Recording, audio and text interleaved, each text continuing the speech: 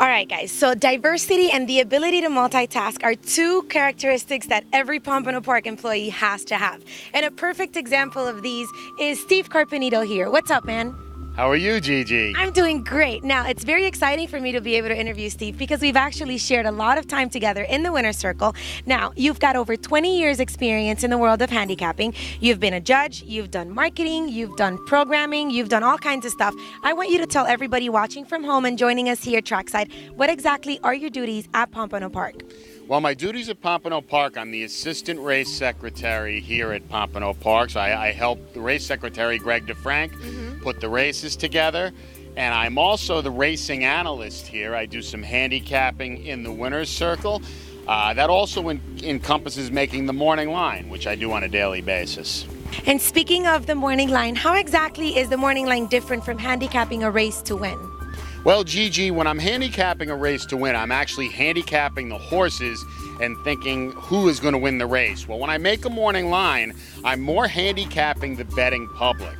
I'm trying to figure out who the wagering public is going to bet on, and that's how I make my morning line. Now, there's a whole mathematical formula of how all the odds add together. I won't bore you with that. But what I will tell you is I am really handicapping the betting public there. And our betting public here at Pompano, extremely savvy gamblers. They pick almost 39% winners. So that is my job when I make the morning line, is to handicap the gamblers.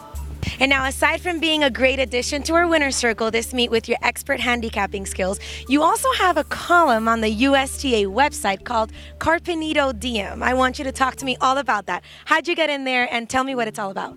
Okay, well, I've been handicapping publicly for quite a while.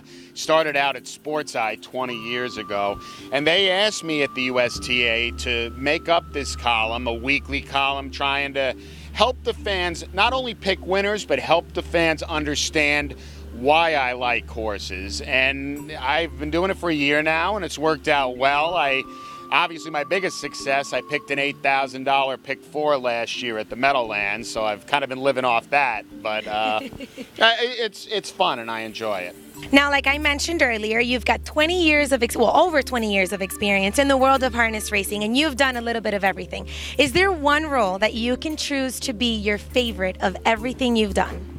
Well, Gigi, I can't really come up with one that I would say is my favorite. I think I've benefited from seeing this industry and business at all different angles, from all these different jobs.